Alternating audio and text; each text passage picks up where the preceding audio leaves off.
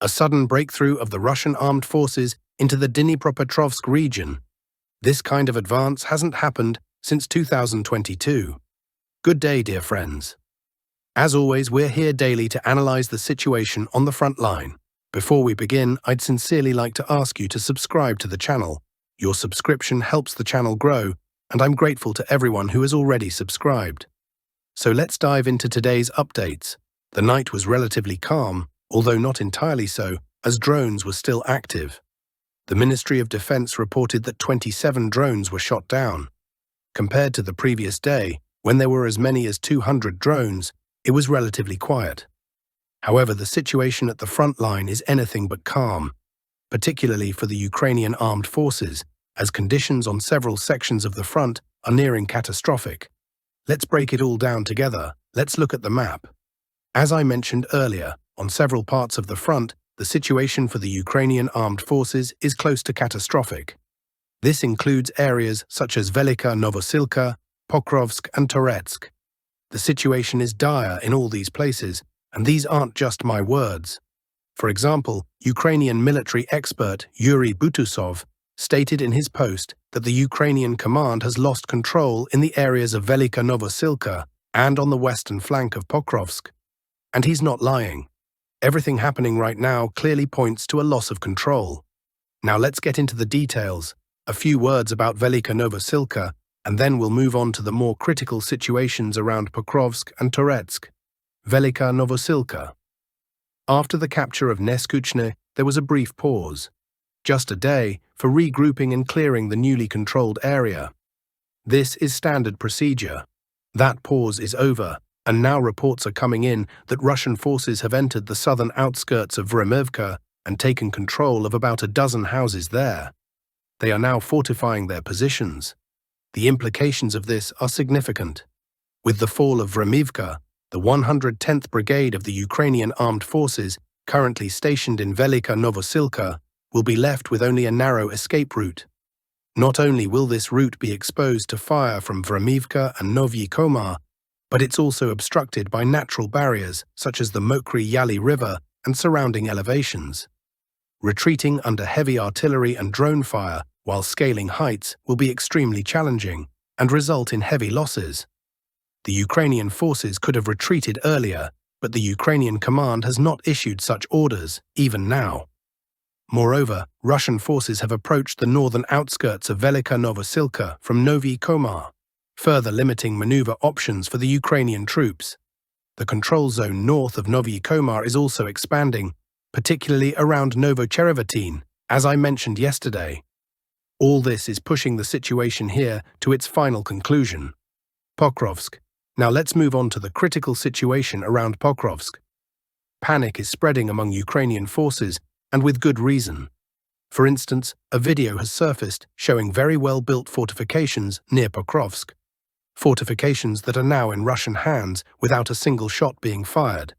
The Ukrainian army constructed these defensive lines for its own use, but will not be able to use them. They are now controlled by the Russian army. Let's continue. Regarding the situation around Pokrovsk. Remember, I told you about how an entire Ukrainian armed forces company abandoned its positions on the defensive lines between the villages of Volkov and Solon. As a result, the Russian army broke through and reached the railway line. This has infuriated Ukrainian military analysts, as another critical logistics wrote. The railway from Dnipro used to deliver weapons, ammunition, and personnel is now not just under fire control, but physically severed. Moreover, the defensive lines in front of and behind the railway have fallen under Russian control. The front lines before the railway are definitively under Russian control, and it's highly likely that those beyond it are as well. This is the current state of affairs on the front line. The situation is deteriorating rapidly for the Ukrainian armed forces, and the consequences of these breakthroughs are significant. Here, between the settlements of Udakny and Kotlina. Although this isn't marked on the map, the Ukrainian armed forces have also retreated from this area. Butusov himself stated that Russian forces are now only 4 kilometers away from the last key road in the area, according to his sources on the ground. This would be impossible if Russian positions were still near the railway line. Just look at the map. That's a distance of 7 kilometers. If it's true that only 4 kilometers remain, as Butusov claims, it means the defensive line between the villages has been breached. Furthermore, reports emerged yesterday that Russian forces have reached and entered the eastern outskirts of Udakne. Udakne, as you can see, is not a small settlement. It's an urban-type settlement with a major mine. However, more important than the mine is its strategic location. From these positions, the Dnipropetrovsk region is within arm's reach. I believe this is another objective of the Russian command, to enter the Dnipropetrovsk region. From the eastern outskirts of the settlement, it's only 6.5 kilometers to the border. Of course, the primary goal remains cutting off the railway and the highway from Pavlohrad, which is the current focus. Moving slightly south, intense fighting continues for Uspanivka. It's a small village, and half of it is already under Russian control. Since there are no major defensive fortifications in the area, it's likely that battles will soon shift beyond Uspanivka toward Novolexandrivka. Pokrovsk direction. The situation on the eastern flank of Pokrovsk is also deteriorating. As you can see, Russian forces have made a 3-kilometer breakthrough and reached the Kostiantynivka-Pokrovsk highway. This means yet another logistics chain has been severed. Moreover, Russian forces have expanded their control zone beyond the highway. Simultaneously, fighting continues in Baranivka and Vodiane-Druhe, though without significant changes. Toretsk. Now, let's examine Toretsk. The final battles are taking place for the mine and the spoil tip near the mine.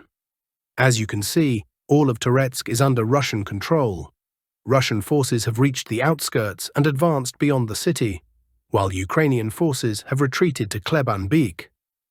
News emerged yesterday that Russian troops entered the Toretsk mine area, marking the beginning of the final battle. The spoil tip near the mine is enormous, 500 meters by 200 meters, with a height of 80 meters. Making it the dominant elevation in the city, it's the highest point, offering a clear view of the city. While other spoil tips are also tall, this one is the tallest at 80 meters. It's clear that quick and easy battles shouldn't be expected here. The Toretsk mine is a heavily fortified area. However, once it falls, the entire Toretsk area will come under Russian control, marking the end of the battles for Toretsk. Kupiansk direction. There have been map adjustments favoring Russian forces near the settlement of Kolesnikivka. Russian footage shows the national flag raised in the center of the settlement, but the video dates back to January 1st, so the current situation in the area may differ. Meanwhile, in the Borivska section of the front, Russian forces have approached the northeastern outskirts of Zeleny High. This information is corroborated by Ukrainian footage showing artillery strikes on advancing Russian positions. Reports of Russian assault groups advancing in this area first surfaced on January 12th. Chasiv Yar direction. According to various sources, including pro-Ukrainian ones, Russian forces have taken control of the Novyi neighborhood in the eastern part of Chasiv Yar and begun clearing the adjacent forest to the south. However, there is no ground confirmation. Map adjustments also show gains for Russian forces on the northern outskirts of the fireproof plant. Footage shows Russian troops in the area, but full control of the plant, located in the city center, has been reported for several days without conclusive confirmation. Pokrovska direction.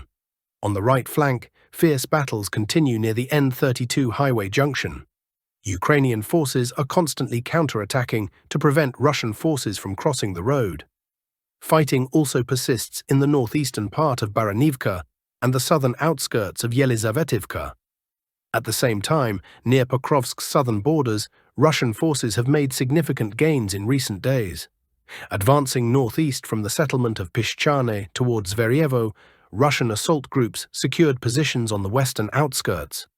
Russian troops also established physical control over a 2-kilometer section of the T-0406 highway between Udakne and Kotlina. On the left flank, Russian forces gained significant ground, taking most of Uspanivka after fierce battles.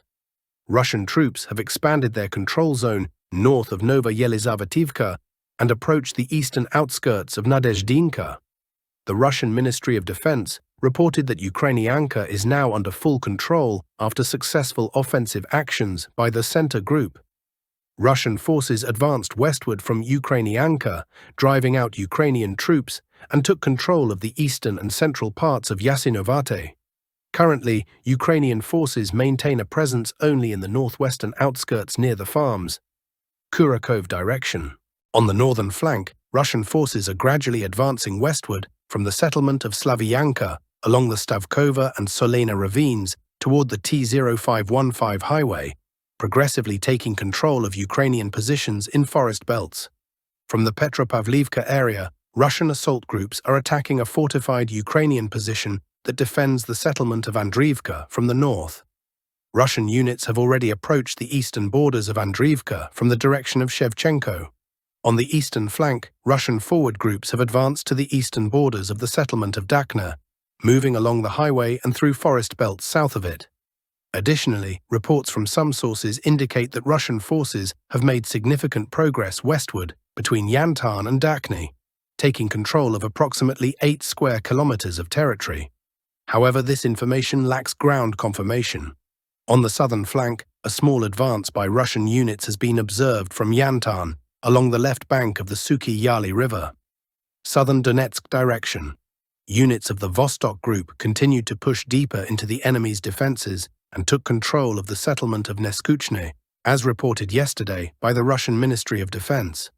This development leaves the Ukrainian garrison in Velika Novosilka with only one remaining route to avoid complete encirclement: a dirt road from the northern outskirts of the settlement of Remivka. This road runs along the western bank of the Mokry Yali River and is still being used to supply Ukrainian forces. Kursk region. As of the time of this report, the front line in the Kursk region has not undergone any significant changes.